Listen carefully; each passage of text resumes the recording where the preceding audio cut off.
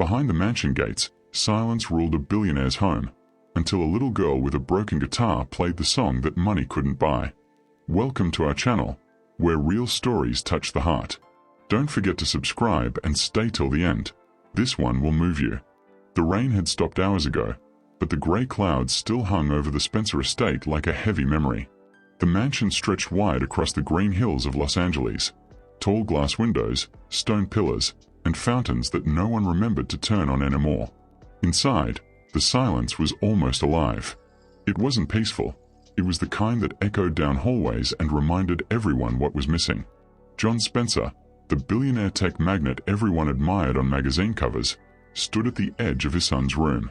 His crisp shirt sleeves were rolled halfway up, his tie loosened, and exhaustion clung to his eyes. On the bed sat Davis Spencer, 8 years old, blonde-haired, blue-eyed, and silent. His wide eyes watched the world but never spoke to it. He had been diagnosed as nonverbal autistic, and no matter how many doctors, therapists, or expensive programs John had brought in, his son's lips had never formed a single word. The house staff often whispered that Davis didn't need more medicine. He needed something money couldn't buy. John didn't believe in that kind of talk. He believed in logic, science, results. So every morning, he signed another check and went back to pretending that his billions could fix the unfixable. But that morning felt different. He had been dreaming of Angelina, his late wife, the woman whose laughter used to fill every empty corner of this house. In his dream, she was singing softly, sitting by Davis's bedside, her hand stroking his hair. When John woke up, he found himself doing the same thing, sitting beside Davis, whispering her old lullaby with a voice that cracked halfway through. "Come on, buddy," he murmured, brushing a lock of hair from the boy's forehead. "Just one word, anything." But the child only stared, blinking slowly as if lost in another world. John sighed, got up, and walked to the window. Below, he saw the family's driveway lined with trimmed hedges and a black gate that separated his world from everyone else's. He didn't notice the small figure standing by that gate, a little black girl holding a cracked wooden guitar, her shoe soaked, her braids sticking to her cheeks from the misty air. Catalina Sammy was only 9, but her eyes carried more wisdom than most grown-ups. Every afternoon, she came to that corner, sitting under the tree by the Spencer gates, and played her old guitar for passers-by.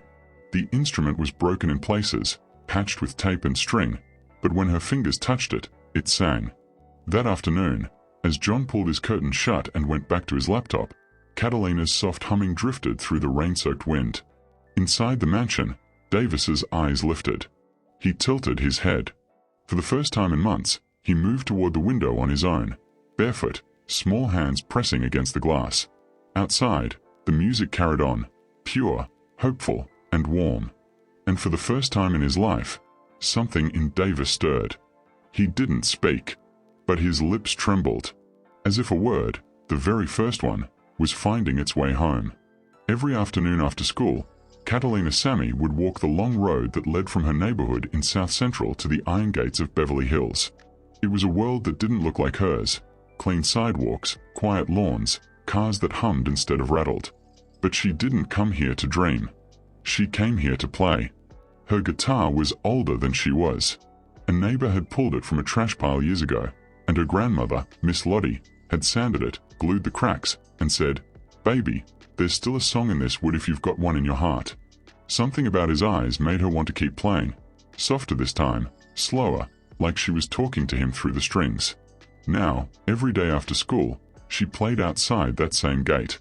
She didn't expect a coin or applause. She only hoped the boy behind the window could hear her. Today, the sun was low and golden, and Catalina was strumming "You Are My Sunshine," a song her grandmother used to sing while cooking dinner.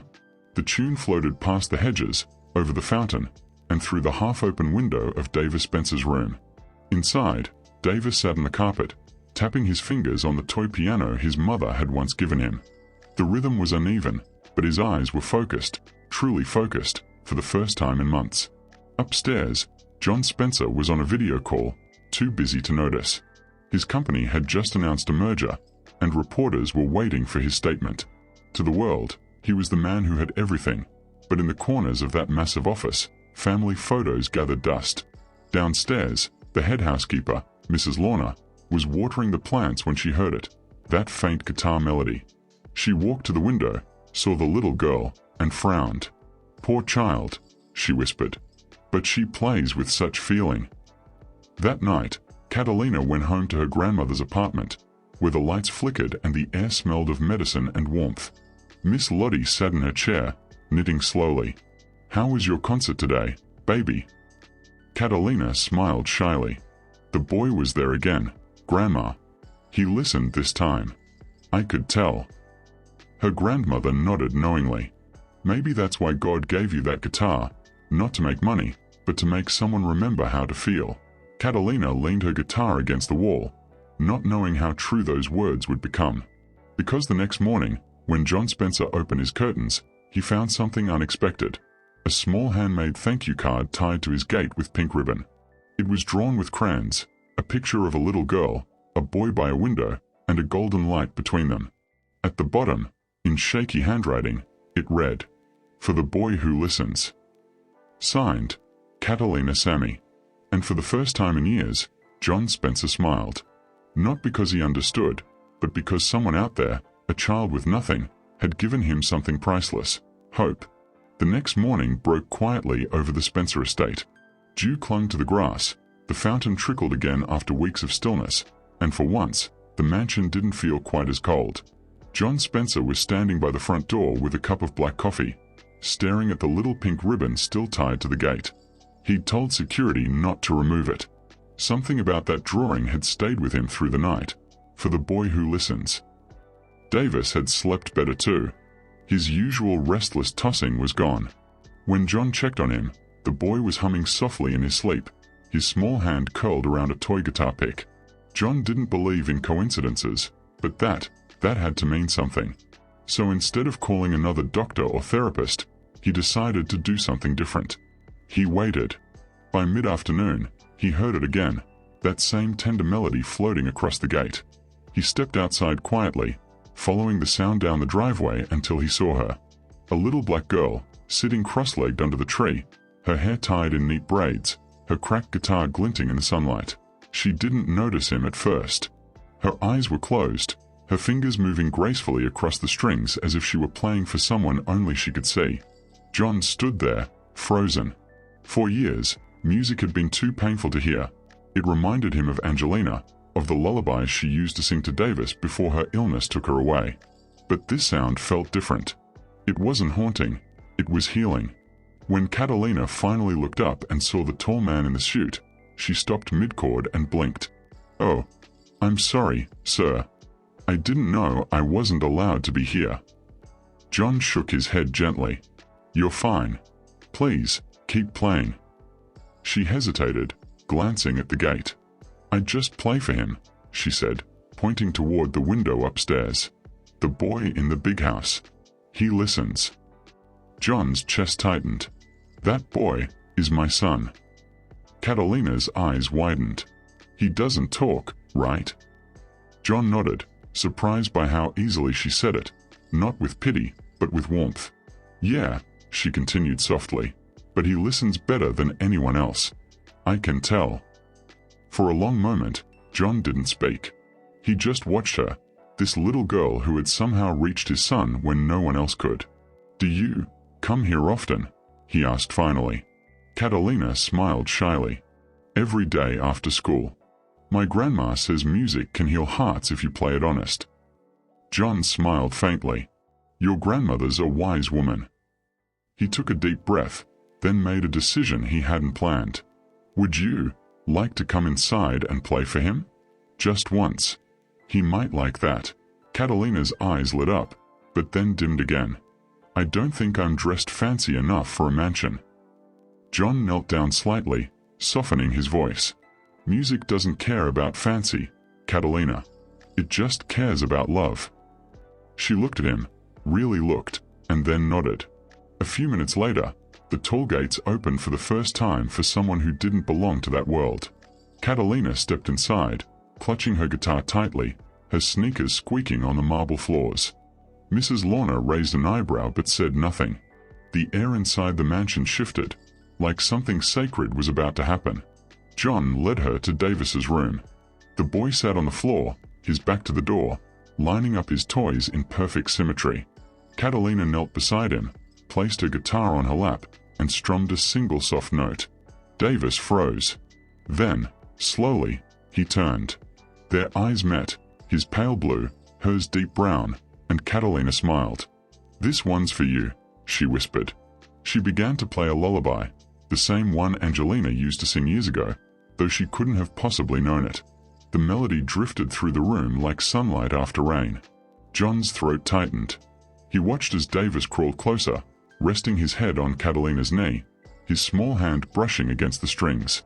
And then it happened. A faint sound. Barely a whisper. "Ma." John's cup fell from his hand. Catalina froze mid-chord.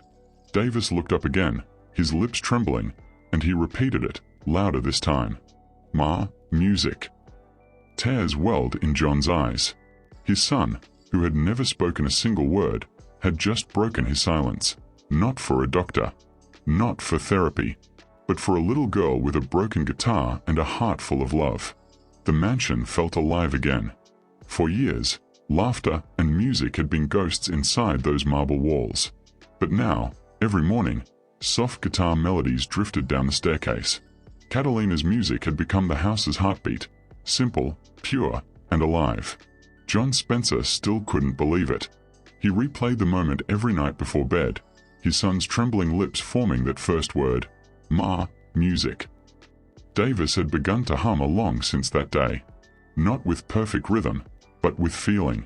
His therapists called it a breakthrough. John called it a miracle.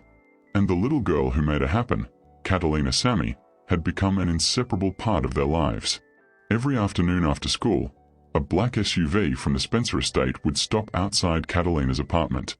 The neighbors would peek through their curtains, whispering about the billionaire's car in the poor side of town. Miss Lottie, Catalina's grandmother, would stand by the door with her cane, smiling proudly as Catalina climbed in with her guitar. "Remember, baby," she'd always say, "don't ever let money change your music.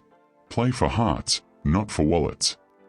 Catalina would nod, pressing her guitar close to her chest. "Yes, Grandma." Inside the mansion, Davis waited every day by the window, the same window where he used to stand in silence. Now, he waited with excitement, bouncing on his toes until Catalina appeared. The moment she walked in, his entire face would light up. She'd sit cross-legged on the floor, tuning her guitar, and Davis would hand her his small toy drum or tap the piano keys beside her. They didn't speak in full sentences, but they didn't need to. Their music was its own language. John would often stand by the doorway, watching them. He never interrupted. It reminded him of how Angelina used to sing to Davis, and though the ache in his chest never left, it softened each day Catalina was there. One afternoon, as Catalina finished playing "You Are My Sunshine," Davis clapped his hands, something he had never done before. John was sitting nearby, laptop open but forgotten. "You like that, didn't you, buddy?" he said with a smile. Davis looked at his father, then pointed at Catalina's guitar. "Her," he said quietly.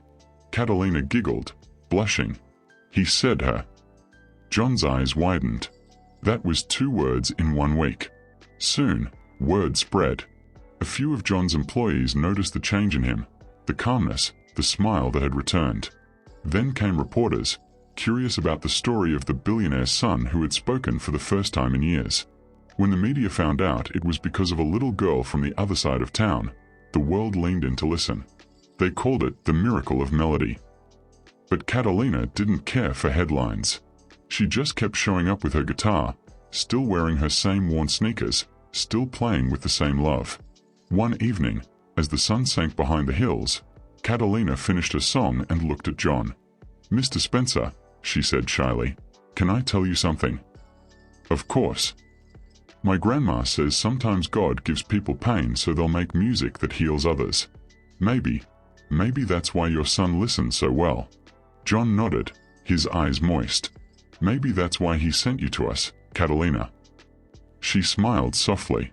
"Maybe he sent Davis to me too." They both looked at Davis, now asleep, his head resting against the guitar. The light from the setting sun wrapped around him like a promise. That night, as Catalina left, John stood by the door and said, "Catalina, would you and your grandmother come for dinner this weekend?" Her eyes went wide. "Us? At the mansion?" John chuckled. "Yes. It's time the woman who raised you meets the boy she helped heal." Catalina's smile glowed brighter than the chandelier above them. "She'll be so happy, Mr. Spencer. She says music brings families together. Maybe she was right." John nodded, glancing up at the stars. Maybe it brought ours back. Saturday evening arrived with a soft drizzle and the smell of freshly cut roses around the Spencer mansion. The dining hall had never looked more alive. Candles flickered along a long oak table, a soft melody played from the speakers, and the air carried a warmth that money alone could never buy. For once, it didn't feel like a house. It felt like a home. John Spencer stood by the entrance, straightening his cuffs nervously. He hadn't hosted a dinner since Angelina's passing. Tonight felt like a step into something sacred. Then the front door opened, and there stood Catalina Sammy holding her grandmother's hand. Miss Lottie, dressed in her Sunday best, walked in slowly with her cane, her wise eyes scanning the marble floors and sparkling chandelier. "Lord have mercy," she said softly. "This place got enough shine to light the whole block." Catalina giggled. "Grandma, don't say that." John chuckled, stepping forward. "You must be Miss Lottie. It's an honor to finally meet you." She shook his hand firmly. "The honor's mine, Mr. Spencer. My granddaughter's been talking my ear off about your boy." John smiled, glancing toward the staircase. He's been just as excited. He's been waiting to show Catalina something. At that moment, Davis Spencer appeared at the top of the stairs, holding a tiny ukulele. His steps were unsure, but his smile was certain. "Hi, Catalina," he said softly. The room froze for a second. Everyone heard it. 2 words, clear, confident, full of life. Catalina gasped, tears springing to her eyes. "You said hi," she exclaimed, running to him. He grinned and strummed a small, off-key chord. "Music," he whispered. Miss Lottie clasped her hands together.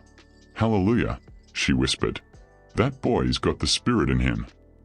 John stood there in awe. No boardroom victory, no billion-dollar deal had ever made him feel what he felt now. Dinner that night was laughter and light. Miss Lottie told stories from her youth, how she used to sing in her church choir, how Catalina's mother had the same smile but left this world too soon. Catalina played her guitar softly as they ate, and Davis tapped his fork like a tiny drum. John found himself watching the 3 of them, 2 generations of women who had brought joy back into his son's life. At one point, he turned to Miss Lottie. "You know, when I first saw your granddaughter at my gate, I thought she was just a child with a broken guitar. I didn't realize she was fixing something broken in us." Miss Lottie smiled kindly. "Well, Mr. Spencer, sometimes God sends angels without wings. You just happened to get yours with braids and a 6-string. They all laughed. As dessert arrived, Catalina pulled a small folded paper from her pocket. "I wrote a song," she said shyly. "It's for Davis." She began to play, a gentle, joyful melody that echoed through the hall. The lyrics spoke of light after darkness, of voices found, and of hearts learning to hear again. Davis listened, then placed his tiny hand over hers on the guitar strings. Together, they strummed the final chord. John felt his throat tighten. For the first time since Angelina's death, the pain didn't feel like loss. It felt like love continuing. When the song ended, Miss Lottie wiped a tear and said, "Looks like you've got yourselves a family choir now." Everyone laughed again, but this time the laughter carried something sacred, healing. That night, as Catalina and Miss Lottie left the mansion, Davis stood at the door waving. "Bye, Catalina," he said clearly. "Come back tomorrow." Catalina turned, smiling through tears. "Always."